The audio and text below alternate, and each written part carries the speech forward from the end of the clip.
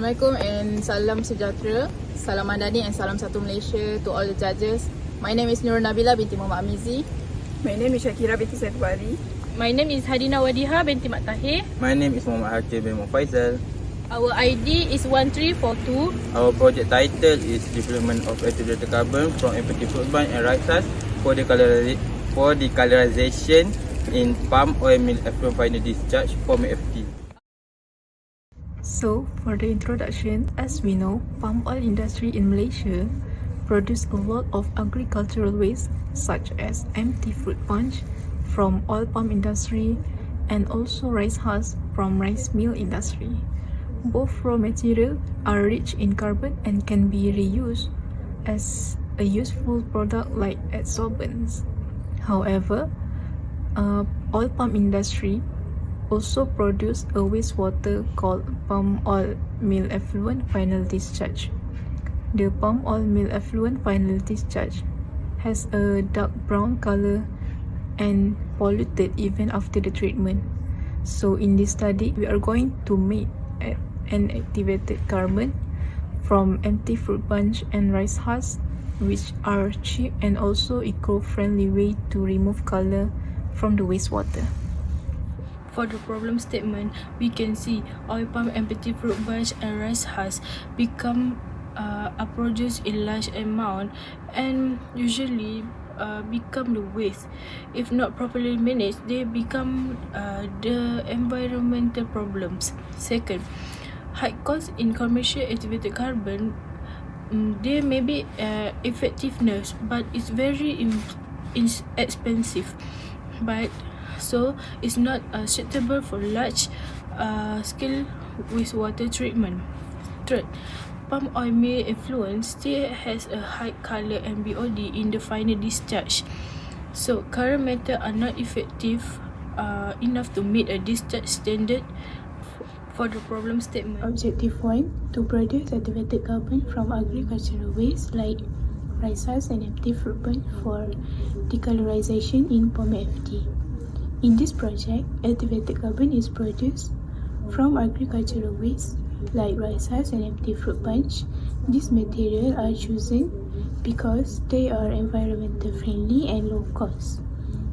So the activated carbon produced will be applied to treat palm FT specifically for decolorization. 2. To determine the optimum formulation by comparing the effects of 4 different NaO dilution concentration, which is 2%, 3%, 5% and 7%. This objective focus on identify the best chemical activation condition for produce high quality activated carbon. So by comparing the performance for each concentration, we can determine the best formulation for produce activated carbon to remove color, to reduce color in palm FT. Objective 3, to analyze the activated carbon by conducting tests such as moisture content, tintometer analysis, X-ray fluorescence. Moisture content. For the methodology, the first step is cleaning. So the cleaning process is to remove any impurities in the biomass. For the second step, we are doing treatment by using sodium hydroxide at different concentration. So the different concentration is involved by 2%, 3%, 5% and 7%. And then after the treatment process, we are drying to remove any moisture in the AFB and the rice husk. So after the drying process, we are doing grinding to make it small particle, and then we are caramelization by using my furnace 4 degrees Celsius at 2 hours. And then we are doing mash and sieve to make as a powder. So the activated carbon is developed into another formulation. So the formulation is involved rice husk and AFB is 5 gram to make it equal. So after the formulation development, we are doing analysis moisture. the yield of activated carbon is affected by the concentration of the activating chemical. Low concentration give a higher level of yield due to the mild reaction, while moderate level starts to correct pause but may reduce yield for rice husk at high concentration. Excipients of occur causing a low yield. Overall, low to moderate concentration produce the best yield, while high concentration reduce it. Result for moisture content analysis. From the result, we can see that EFP has a higher moisture content than rice husk at all known concentration. This is because EFP has a more fibrous and porous structure, so it naturally holds more water. On the other hand, rice husk has a higher silica content, which make it absorb less moisture. This finding is support previous studies where EFP usually contains 8 to 10% moisture, where rice husk is lower, around 4 to 6% moisture. Since higher moisture content is not ideal for activated carbon, this shows that rice husk is more suitable for producing activated carbon because it requires less drying and energy. Result for moisture. The result of color analysis using Lovibond tintometer shows that the untreated palm oil meal effluent sample appeared a dark red-brown color, while the treated palm oil meal effluent, which is palm oil meal effluent final discharge, has a lighter brown color. Based on the table, the untreated palm oil meal effluent had higher red and yellow value of 7.4 and 5.3. This indicates a darker and more intense color due to the presence of impurities, suspended solid and organic compound such as carotenoids and residual oil. However, after the treatment, the value of red decreased to 4.1 and the neutral value increased to 3.1, which confirmed that the treatment process effectively reduced the color pigments and resulting a clearer and lighter sample.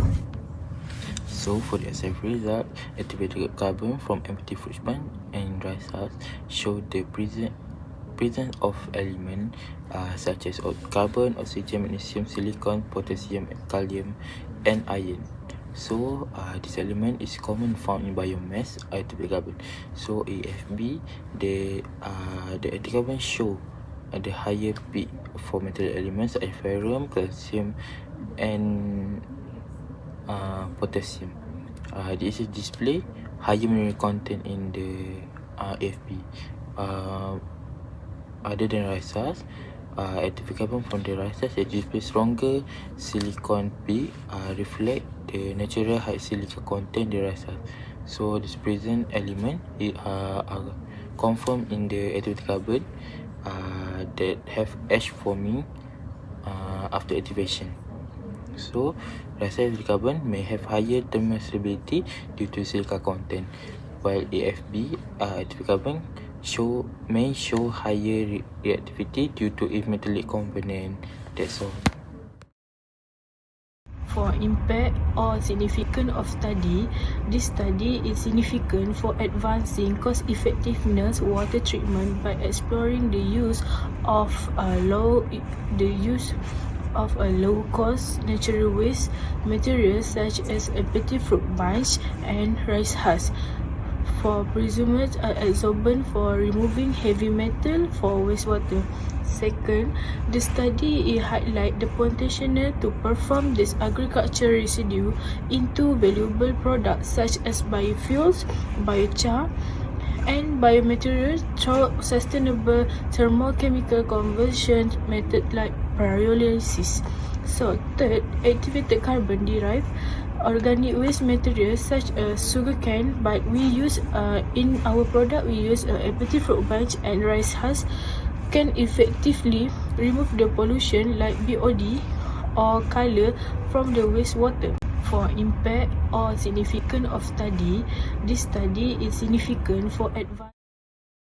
So, for the introduction, as we know, palm oil industry in Malaysia produce a lot of agricultural waste such as empty fruit punch from oil palm industry and also rice husk from rice mill industry. Both raw material are rich in carbon and can be reused as a useful product like adsorbents. However, oil palm industry also produce a wastewater called palm oil mill effluent final discharge. The palm oil mill effluent final discharge has a dark brown color and polluted even after the treatment. So in this study, we are going to make an activated carbon from empty fruit bunch and rice husks, which are cheap and also eco-friendly way to remove color from the wastewater. That's all from us. Thank you. Apa ni?